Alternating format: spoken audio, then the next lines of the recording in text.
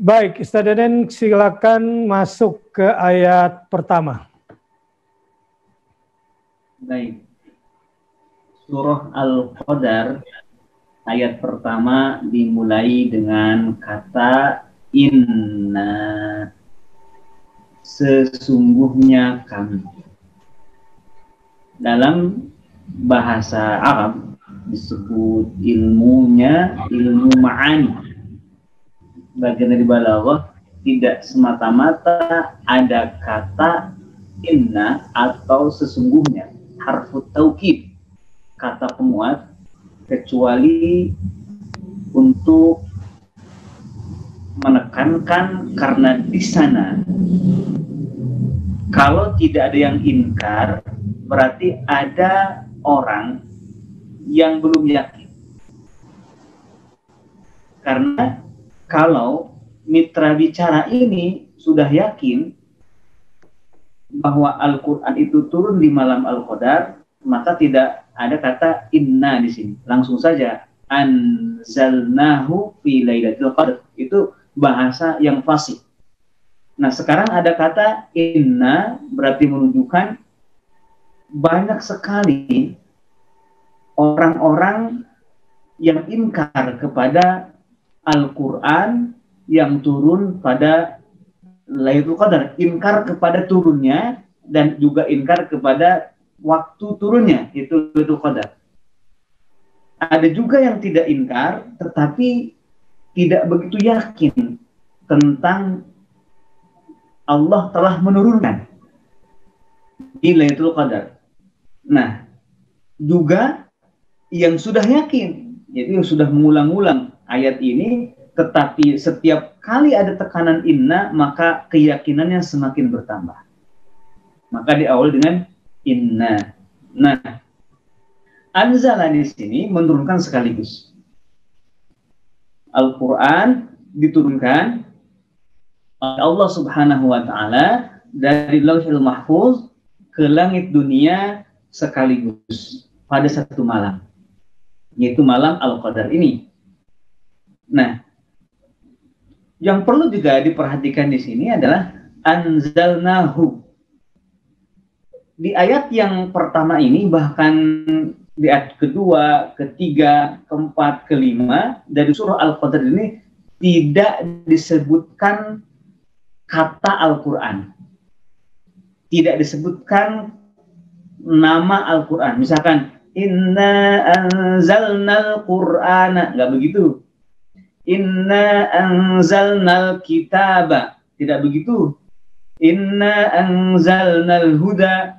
Kan kita pada tadabbur nama-nama dan sifat Al-Quran ada Al-Quran, ada Al-Kitab, ada An-Nur, ada Asy-Syifa, ada Al-Huda, ada Al-Mau'izah. Tetapi di sini tidak ada satupun kata yang menunjuk nama Al-Quran. Al-Quran hanya ditunjukkan oleh dhamir, kata ganti. Inna anzalnahu. Ya, hu di sini ada hu. Al-Quran hanya ditunjukkan oleh kata hu, kata ganti yang menunjuk kepada Al-Quran. Nah, ini juga menjadi rahasia karena biasanya di dalam bahasa Arab ketika kata ganti dihadirkan, maka sebelum kalimat itu harus ada kata yang disebutkan. Di sini inna anzalnahu, ada kata hu yang kembali kepada Quran, mestinya sebelum ayat ini ada kata yang menunjuk Al-Quran secara langsung, bukan secara kata ganti. Di sini tidak ada. Nah, justru kemudian di sini rahasianya. Pertama, Al-Quran itu turun. Dan Al-Quran ini disebut dalam surah Al-Ankabut ayat 49 itu bal huwa ayatun bayyinatun fi suduril ladzina utul ilma. Melainkan Al-Quran itu adalah ayatun, ayat-ayat bayyinatun yang nyata fi suduril ladzina utul ilma, di dalam hati orang-orang yang diberi ilmu. Nah, jadi yang disebut Al-Qur'an itu hanya akan menjadi ayat yang nyata apabila sudah berada di hatinya orang-orang yang diberikan ilmu. Nah, dhamir itu kata ganti dalam bahasa nahwu disebut dhamir. Dhamir itu juga artinya hati.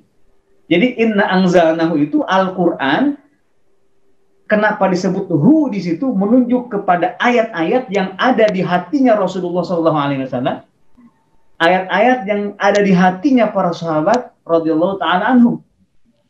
Ya, bal huwa ayatun bayyinatun fi suduril ladzina utul ilma. Makanya setelah surah Al-Qadar ini ada surah Al-Bayyinah. Ya, kemudian juga ada Khairul Bariyah di situ. Yang tak lain Al-Bayyinah itu merupakan manusia yang totalitas dirinya dari hati sampai luarnya itu Al-Qur'an seluruhnya. Yatlu suhufan mutahharah.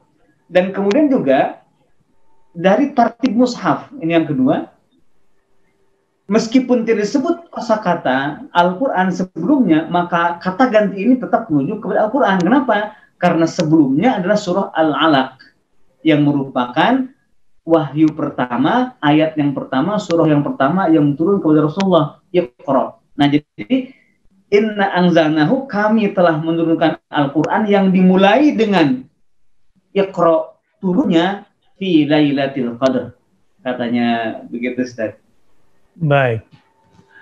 Terima kasih Ustaz Deden sudah menjelaskan sampai inna anzalnahu.